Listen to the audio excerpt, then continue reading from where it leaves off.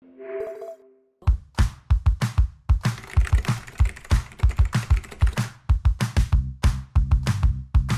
es né où et quand? Alors, je suis né le 29 juin 83 à Paris. C'est quoi tes origines? Mes origines, Paris. Mes parents sont, enfin, mon père est né à Paris, ma mère est née à Alger. Tu avais un surnom enfant? Guigui, je crois. Tu as eu quel bac? Quel bac? Un bon bac, bac ES. Mention bien. T'as fait quoi le soir de tes 18 ans? Le soir de mes 18 ans, aucun souvenir.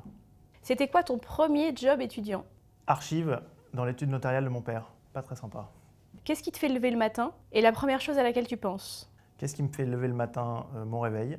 Et la première chose à laquelle je pense, regarder l'heure pour déposer mes 3 filles à l'école. En 2 mots, pourquoi tu es devenu avocat?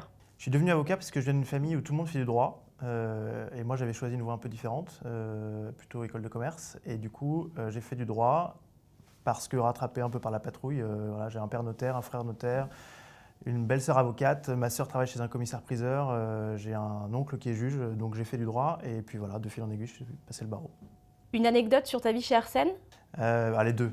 Mon recrutement comme stagiaire en 2008, où je suis rentré, j'ai vu respectivement Olivier, Denis et David Chaumontet. Et après 2 premiers entretiens avec Olivier et Denis qui me posaient des questions sur le Charas et l'intégration fiscale où je ne comprenais pas grand-chose, heureusement, j'ai vu que David avait surligné sur mon CV que j'avais fait un Paris-Nice à vélo. Et là, je me suis dit, c'est bon, ça va bien se passer. Et voilà, du coup, j'ai été recruté comme stagiaire. Grâce à Paris-Nice. Et un petit souvenir quand même de Marbella, où j'ai accompagné un certain Gaël Châtelain à l'hôpital pour quelques dents cassées après quelques verres voilà, sur le port. Comment on décide de passer de la fiscalité à la stratégie? Déjà, je ne suis pas exactement tout de suite passé à la stratégie. J'ai commencé chez Sodexo en fiscalité.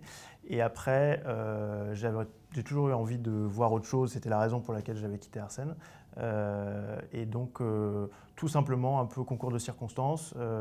En tant que fiscaliste, j'ai travaillé sur l'organisation de Sodexo. Et en fait, au moment où le groupe a lancé une grande restructuration, réorganisation, il cherchait des profils, en fait, avec des gens avec des profils variés, qui connaissaient déjà le nouveau modèle. Et donc, ayant travaillé dessus comme fiscaliste, j'ai rejoint l'équipe Strat. Peux-tu nous donner 3 dates clés de ton parcours professionnel? 7 janvier 2008, rentré chez Arsène. Après, je dirais septembre 2011, fin d'Arsène et début de Sodexo. Et puis, on va dire 16 juillet 2019, à venir, départ de chez Sodexo pour une année sabbatique. C'est quoi tes prochains projets? Terminer l'année jusqu'en juillet et après, départ pour 10 mois en voyage autour du monde en famille. Pourquoi prendre une année sabbatique et faire le tour du monde? Alors déjà, pourquoi pas, et surtout parce que voilà, j'ai travaillé depuis donc 2008.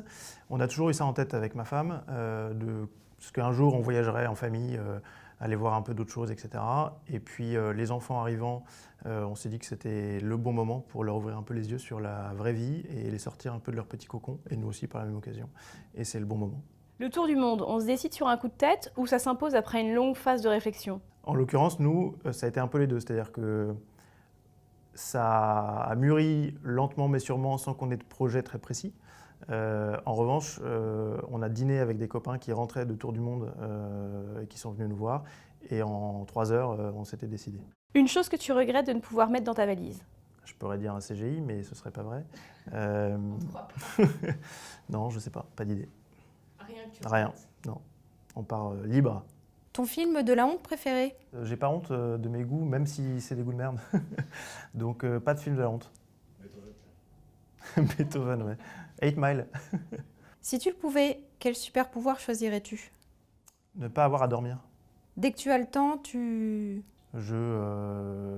pas le temps.